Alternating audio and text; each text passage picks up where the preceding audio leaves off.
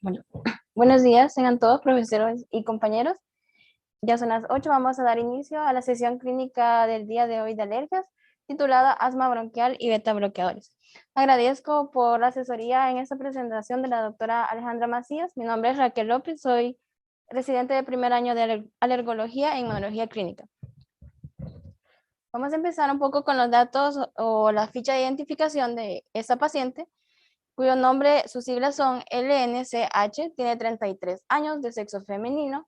Su estado civil es casada, religión pues no es practicante de alguna, escolaridad preparatoria, ocupación es ama de casa y es originaria de Guadalupe, Nuevo León y radica actualmente en Guadalupe, Nuevo León. No fue referido por algún médico en particular, sino por cuenta propia y su fecha de consulta en este servicio fue el 30 de marzo del 2022. Su motivo de consulta fue la tos. La paciente, en cuanto a su enfermedad actual, refería una historia desde hace 2 años de disnea, de moderados a mínimos esfuerzos, que pues prácticamente eran esfuerzos de trapeo, pues subir gradas, además de tos sin expectoración, estornudos de tipo matutinos, por lo cual en esa ocasión consultó con un médico particular general, el cual le dio tratamiento con salbutamol, 2 disparos cada 12 horas, más beclometasona, 2 disparos también cada 12 horas por un mes. La paciente refiere que durante ese periodo de tiempo, hasta 2 semanas antes de consultar, no había tenido ni ingresos hospitalarios por infecciones respiratorias graves, ni crisis asmáticas, sin embargo los síntomas pues eran intermitentes. 2 semanas previa a su consulta, la paciente refería tos, también sin expectoración, la disnea ya se volvió a mínimos esfuerzos, incluso al reírse, y un dolor opresivo torácico, lo cual no era irradiado y se exacerbaba con los episodios de tos, por lo cual consultó inicialmente con un médico general, el cual le prescribió salbutamol, y ambroxol en jarabe, 10 ml vía oral cada 6 horas, y una dosis única de dexametasona. Sin embargo, pues la paciente no mejoraba, por lo cual decidió consultar en este servicio. A la evaluación de los síntomas, pues presentaba más que todo síntomas nasales, los cuales incluían rinorrea y alina, la cual era prenasal, y estornudos matutinos. Negaba síntomas oculares o sinusales o síntomas en la piel. Lo que llama la atención es que la paciente refería síntomas bronquiales, como ya lo había descrito, en cuanto a tos seca, disnea de mínimos esfuerzos y sibilancias, las cuales eran a predominio nocturno.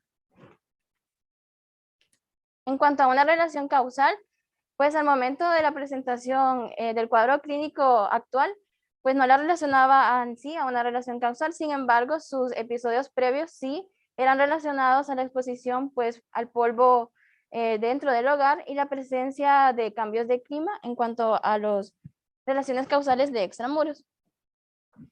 No tenía antecedentes personales atópicos o familiares. Lo que llama la atención en este caso es que la paciente, pues a pesar de que tenía una edad pues joven, 33 años, sí tenía un antecedente personal importante reciente de diagnóstico desde hace 3 meses de enfermedad de Graves. Como vemos en la imagen, se le hizo hasta pues una gammagrafía tiroidea en donde reportaba que la glándula tiroides estaba aumentada de tamaño a expensas del lóbulo derecho y que había un incremento en su captación, o sea, del yodo radioactivo en su interior, principalmente a expensas del lóbulo derecho. Como conclusión, se reportan en este estudio hallazgos gammagráficos compatibles con un bocio tóxico en relación a la enfermedad de Graves-Base-Down.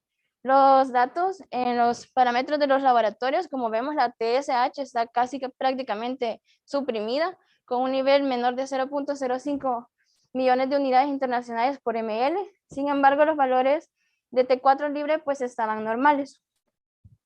Se le dio un tratamiento con dosis altas de propanolol, no llegando a la dosis máxima de 160 miligramos, 40 miligramos cada 8 horas, es decir, un total de 120 miligramos, y dosis moderadas de tiamazol de 40 miligramos cada día, siendo la dosis máxima de 60 miligramos.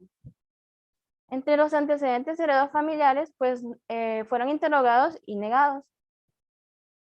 Entre sus antecedentes personales no patológicos, pues la paciente vivía en un área urbana, sí tenía presencia de mascotas, no había cercano a su hogar la presencia de árboles o arroyos o fábricas, Sí tenía cortinas, las cuales refería a ella que las cambiaba cada año. No había presencia de humedad, al menos en la habitación. Su colchón tenía una duración mayor de 8 años. Y en cuanto al aseo de las sábanas, ella refería que era cada semana. Sus signos vitales en el momento de la exploración, el 30 de marzo, fueron los siguientes. Una presión arterial de 110-70 milímetros de mercurio, una frecuencia de 81 latidos por minuto. Llama la atención el aumento de la frecuencia respiratoria de 22 respiraciones por minuto. Sin embargo, en el expediente no se encontraron datos de la saturación de oxígeno, una temperatura normal y como datos adicionales un peso de 50 kilos y una talla de 1.50 centímetros. A la exploración física, pues la paciente en su hábitus exterior no presentaba normalidades, pero sí es de relevancia importante que la paciente, a pesar de que estaba consciente y orientada, presentaba un grado importante de bradixiquia. En cuanto al cráneo, pues era normocéfalo, la otoscopia fue normal, las conjuntivas estaban normales, las narinas sí estaban permeables, pero la mucosa estaba pálida, había hipertrofia de los cornetes bilateral en un 60% y en ese momento pues no había secreción. La orofaringe no había eritema de los pilares, tampoco hipertrofia de los mismos, los folículos linfoides pues, no habían hipertrofia de los mismos, ni exudados ni descarga posterior al momento de la exploración. En cuanto a nivel cardíaco o la piel, no habían alteraciones. Traje aparte los hallazgos a nivel pulmonar, puesto que la paciente, a pesar de que no tenía tirajes subcostales o intercostales y tenía una adecuada expansión costal, a la auscultación presentaba sibilancias tanto expiratorias como inspiratorias en ambos campos pulmonares bilaterales. En ese momento, la espirometría y las pruebas cutáneas fueron diferidas por la crisis asmática y pues después de haberla rescatado, ¿verdad? Por su crisis asmática se le dio el siguiente tratamiento ambulatorio. Vaneir a dosis de 160, 4.5 microgramos, 2 disparos cada 12 horas sin suspender, un ciclo corto de esteroides, 30 miligramos de Flaxacor, una tableta cada día por 5 días. Se nos solicitó además una radiografía de tórax por el hecho de que presentaba dolor torácico para descartar alguna anomalía estructural en la misma. Y se le solicitó una IgG sérica, además de su cita en un mes para realizarle pues, la espirometría y las pruebas cutáneas. Esa es la evolución de la paciente. El 14 de abril del 2022, la paciente pues prácticamente llegó asintomática y como vemos a su lado pues izquierdo, una radiografía de tórax, una proyección PA, en la tráquea pues está central, ligeramente desviada a la derecha, los ángulos costofrénicos y cardiofrénicos están normales, la silueta cardíaca normal, no hay infiltrados ni derrames pulmonares, derrames pleurales, perdón, y pues prácticamente está normal. La IgG sérica en este caso específica nos trajo a la paciente un valor de 636 unidades internacionales por ml para un valor normal abajo de 100. Y también pues se le realizó la espirometría. Como vemos en este caso, los valores de la relación del FEV1 y el FBC están en el límite inferior de la normalidad, 76%. Sin embargo, el FEV1 y la capacidad vital forzada están bajos, con un valor respectivamente de 71 y 77%. Al aplicarle el broncodilatador, pues no hubo reversibilidad en el caso del FEV1 y nos daría un patrón pues sugerente de restricción. Sin embargo, pues la clínica del paciente es importante. También se le realizaron pues pruebas de alérgenos con un testigo negativo, la roncha de 3 por 2 milímetros y la histamina pues de 6 por 6 milímetros. Los alérgenos que se encontraron positivos para este paciente fue el bromus, el fleón, la artemisa, quinopodium y dermatofagoides en sus 2 subespecies. ¿Cuáles fueron los diagnósticos para este paciente? A pesar de que la espirometría pues no nos daba en sí como un patrón obstructivo, la paciente tenía toda la clínica de una paciente asmática. Tenía tos, tenía sibilancias, dolor torácico. No parecía que fuera el dolor relacionado a una situación cardíaca, ni propiamente pues de la enfermedad de Graves, por lo que se catalogó como una paciente con asma. También por las pruebas cutáneas, una rinitis alérgica y pues ya conocido el antecedente de la enfermedad de Graves. Ahora bien, ¿qué es lo que nos atañe en esta sesión clínica? Pues el uso de beta bloqueadores en pacientes asmáticos. Nosotros sabemos que los pacientes pues ahora tienen mayor disposición de conocer acerca de sus problemas médicos, tienen disposición del internet para buscar, pues nos hacen preguntas acerca de lo que están tomando y en relación a su enfermedad. Esa paciente me preguntó por qué o sea, ¿qué pasaría si pues está tomando propanolol? Ella sabía que estaba tomando dosis altas de las mismas y a la vez estaba ocupando pues un agonista de acción prolongada, que era el formoterol.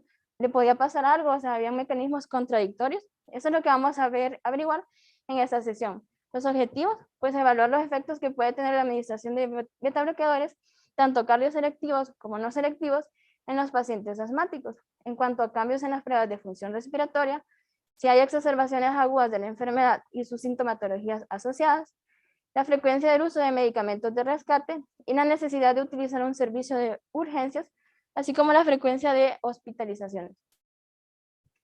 Sabemos que los pacientes asmáticos pues no solo tienen ese tipo de enfermedades, pueden tener otras comorbilidades en los que sea necesario el uso de beta bloqueadores. Teniendo en cuenta que estos fármacos pues son ampliamente utilizados en la clínica diaria, es importante conocer si existen posibles contraindicaciones del uso de los mismos en personas con asma. ¿Cuál es la magnitud del problema? Este fue un estudio que se realizó en una universidad de parte de los Países Bajos en el 2018.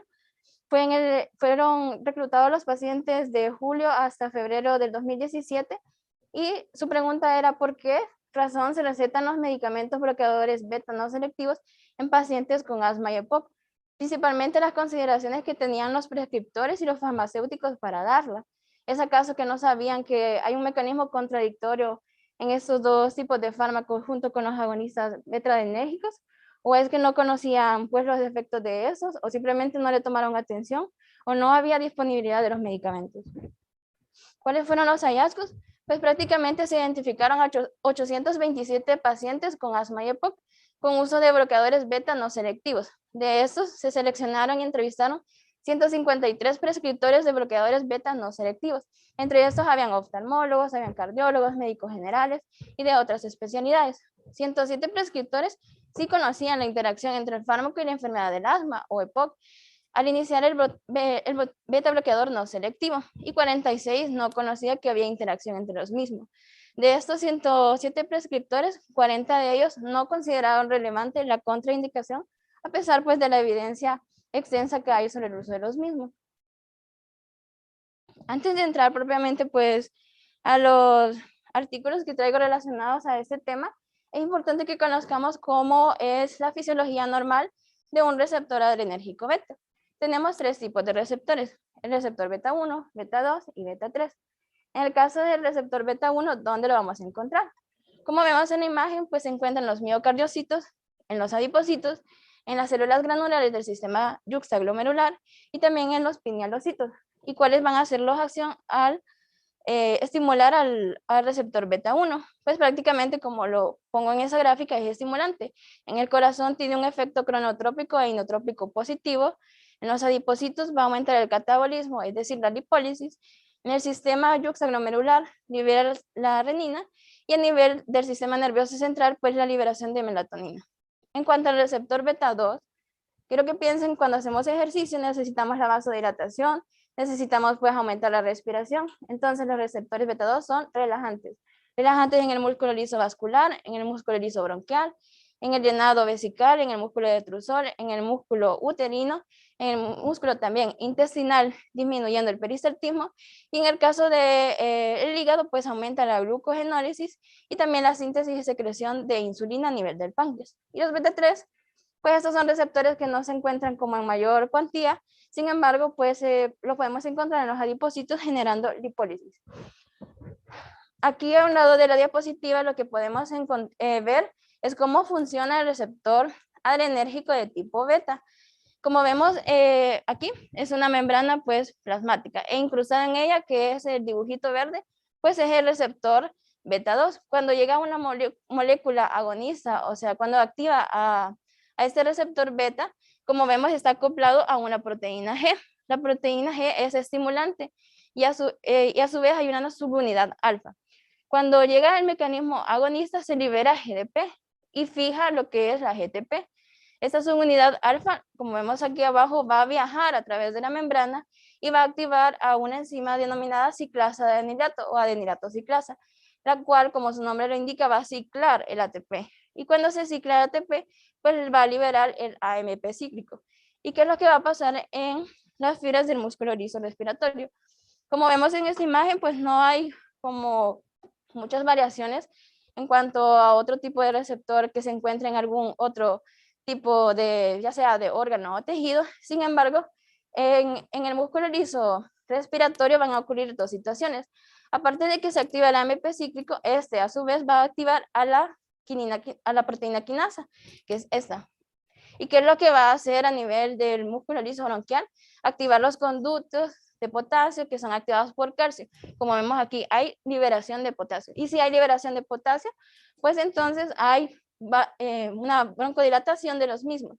También va a disminuir la fosforilización de la quinasa de las cadenas ligeras de la miocina. Por lo tanto, va a causar relajación también de las fibras musculares lisas. Los antagonistas de los receptores beta tenemos diferentes fármacos. Como vimos en la práctica, hay no selectivos y hay beta 1 selectivos. Los no selectivos, pues prácticamente hay de primera y segunda generación. Los de primera siendo el propanolol, el timolol, el abetalol y carvedilol son de segunda. En cuanto a los beta 1 selectivos, tenemos el atenolol, el bisoprolol, el esmolol, el metoprolol, el celiprolol y el nebivolol. ¿Cuáles van a ser los usos de estos medicamentos? Pues son múltiples, en serio son múltiples. Hay varias enfermedades en donde se ocupan, en la hipertensión arterial primaria, en el infarto agudo de miocardio, en la angina, en cierto tipo de arritmias, en el glaucoma para disminuir la secreción de humor acuoso, en el hipertiroidismo, no solo para contrarrestar la actividad simpática que puede tener en el corazón, sino para inhibir la síntesis de T3 a T4 en los órganos periféricos, en insuficiencia cardíaca, en la profilaxis de la migraña crónica, en la hemorragia digestiva alta de tipo varicosa, en el temblor esencial, en la caticia, en pánico y ansiedad, en preeclampsia, en feocromocitoma, en disección de la aorta, entre otros. Es importante saber que los pacientes que tienen asma tienen un alto riesgo también de padecer hipertensión arterial, no solo por los factores que tradicionalmente conocemos, la edad, la dieta, el estilo de vida, factores genéticos, sino también relacionados con otros factores que vemos en esta imagen. Aparte de la genética del sistema nervioso y la edad que pudieran provocar cierto grado de inflamación a nivel de la musculatura lisa, bronquial y también vascular, los factores como la dieta y el estilo de vida, sobre todo que asociado con el desarrollo de estrés, pueden incrementar las respuestas del sistema inmune innato, generando pues la activación de ciertas vías de tipo 1 y tipo 17, las cuales son inflamatorias. Además, aquellos pacientes que tienen una dieta rica en sal, pues provocan alteraciones en su microbioma y también generan pues activación de esas vías inflamatorias. En cuanto a los contaminantes ambientales, ciertos microbios, virus, también pueden activar al sistema inmune y estas vías inflamatorias, así como el ácaro de polvo, pues una respuesta de tipo inflamatorio. Todo eso, como vemos, al final desencadenando no solo la hiperplasia y la hipertrofia en el músculo liso bronquial y el aumento de las secreciones, sino también a nivel de la vasculatura del sistema cardiovascular, generando la hipertensión. Existe mucha evidencia sobre el uso de los beta bloqueadores, pero ¿qué es lo que nos dicen ciertas guías y ciertos artículos? En el 2004, la Sociedad Europea de Cardiología consideró que el asma era una contraindicación para el uso de cualquier tipo de beta bloqueadores, es decir, tanto para selectivos como no selectivos. Pero a medida que pues surgieron otros estudios y se fue conociendo más acerca de estos medicamentos, en el 2016 si se indica un beta bloqueante de tipo cardioselectivo, el asma lo consideran no es necesariamente una contraindicación. Eso sí, que debe tener la prescripción de este fármaco, debe ser vigilado por el profesional de la salud. De manera que pues les traje ciertas revisiones, o sea, qué dice la medicina basada en la evidencia en cuanto al uso de estos fármacos y cómo le podemos dar respuesta a la pregunta que nos hizo la paciente. En el 2018, la Universidad de Lisboa, la Clínica de Inmunoalergología, hizo un metaanálisis utilizando la base de datos de PubMed de más de 3.000 artículos, en donde utilizaron los términos asma y beta bloqueantes en los años de 1981 hasta el 2017. No les traje todos, sino los más relevantes. Entre ellos encontraron 16 ensayos en donde había ocupado dosis únicas de beta bloqueantes cardioselectivos, es decir, 28 exposiciones a diferentes beta bloqueadores, y lo que encontraron o demostraron fue que 15 ensayos, o sea, más del 50% de los estudios, mostraron una disminución estadísticamente significativa en el FEV desde el inicio, es decir, dosis únicas. Y solo una de las exposiciones, un 3.6%, el celiprolol a dosis de 400 miligramos, que recordemos es un beta selectivo, se asoció con un aumento del FEV1. Lo que encontraron es que el FEV1 disminuyó desde valores de 0.1% como valor mínimo hasta 15.9% como valor máximo. Y los valores pues en litros de 0.025 hasta 1.07 litros. Otro estudio que se contemplaba en este metaanálisis, era esta investigación que se hizo comparando dosis orales únicas de nebivolol y celiprolol en las vías respiratorias de los pacientes con un asma leve. Y lo que encontraron junto a comparación del placebo es que se asoció con una disminución no solo del FEV1, sino también de la capacidad vital forzada y la tasa de flujo expiratorio forzado hasta en un 50% de la FVC. Y que la inhalación del salbutamol a una dosis superior pues a 800 microgramos, que era bastante, mejoró significativamente el FEV1. Existen también otros estudios en dosis únicas, en el caso de la betalol de 300 miligramos, como este que encontramos de la Revista Británica de Farmacología Clínica, en donde compararon las dosis únicas de atenolol y la betalol en la obstrucción de las vías respiratorias de pacientes que eran hipertensos y asmáticos, y revelaron que se redujo significativamente el efecto del salbutamol inhalado en el FEV1. Además, en ese otro artículo en donde evaluaron la seguridad relativa de este beta bloqueante, que se denomina ICI 141.292 o epanolol y atenolol en pacientes con asma bronquial, describían que dosis comparables de bloqueo con el epanolol de 200 miligramos y 100 miligramos de atenolol a 12 pacientes con asma estable, pues ambos redujeron significativamente el FEV1, incluso hasta la mitad. No solo se hicieron revisiones de ensayos de dosis únicas, sino también de ensayos de dosis múltiples, como en esta revista de investigación clínica, en donde compararon los efectos de la betalol y de la hidroclorotiazida en la función ventilatoria de los pacientes hipertensos con asma y que también eran sensibles al propanolol. Y lo que descubrieron es que el FEV1, 2 horas después de una dosis alta de la betalol, no fue estadísticamente significativa, sin embargo, pues no fue inocuo, ya que hubo una disminución gradual del FED durante el periodo de tratamiento de 4 semanas. Otros ensayos pues, que se realizaron también con dosis continuas duraron más tiempo, de 3 a 12 semanas. Se incluyeron un total de 93 pacientes, media de edad de 47 años, y evaluaron varias situaciones, la prueba de función respiratoria, la necesidad de medicación de rescate, puntuaron también los síntomas y la presencia de sibilancias y el control que había de asma. Esos eran los 3 ensayos más representativos de dosis continua, y pues la que llama más la atención fue publicado en el Journal Europeo de Farmacología Clínica, en donde habla de asma y beta bloqueadores. Prácticamente hicieron una comparación con el placebo y el uso de metoprolol y encontraron valores significativamente diferentes con ellas, aumentando la frecuencia de exacerbaciones, de episodios de sibilancias, y también un mal control y el flujo expiratorio máximo representó cambios.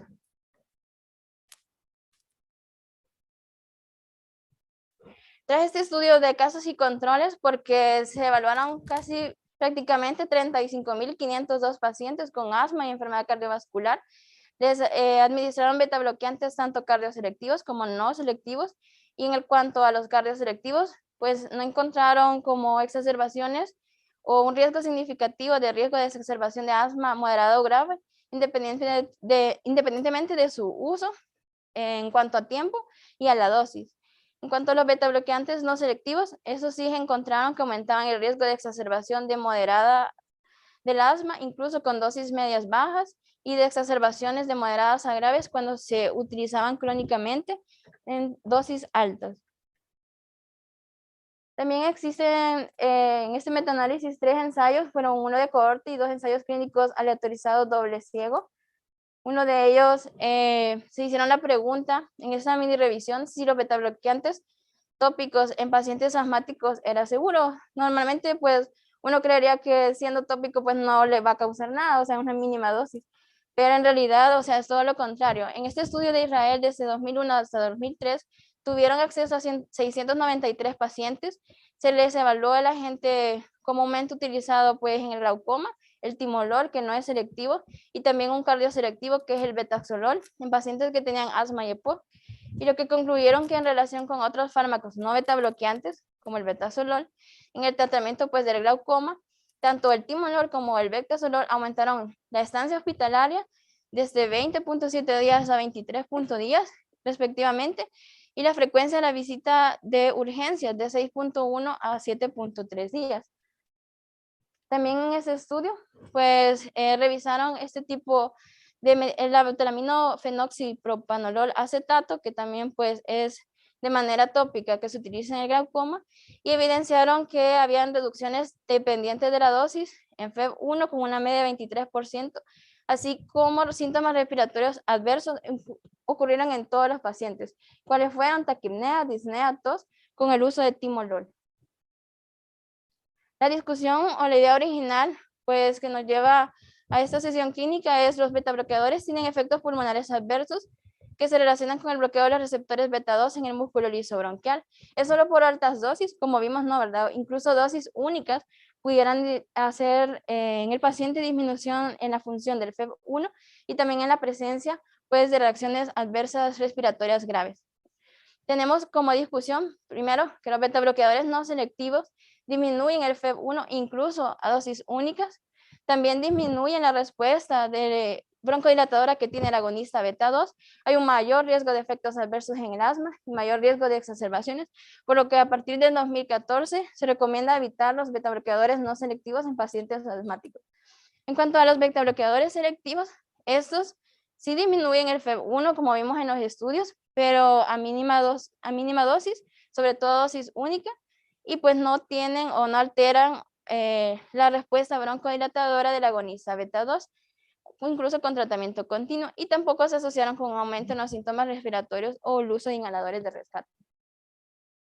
En cuanto a los hallazgos de los efectos respiratorios de las gotas oftálmicas en pacientes con asma, en este estudio se evidenció que los betabloqueadores no selectivos pues sí afectan significativamente la función pulmonar, incluso con disminuciones del FEV desde 10.9% y aumentan la incidencia de exacerbaciones moderadas, por lo que el uso de betabloqueantes tópicos no selectivos en pacientes con asma está contraindicado.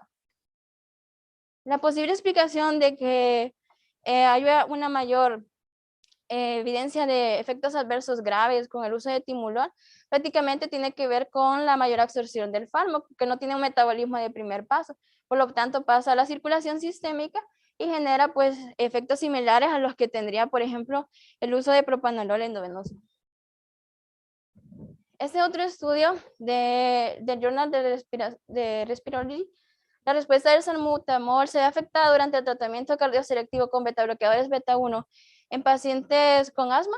Pues estudiaron 19 adultos que tenían asma leve y les provocaron broncoconstricción con manitol.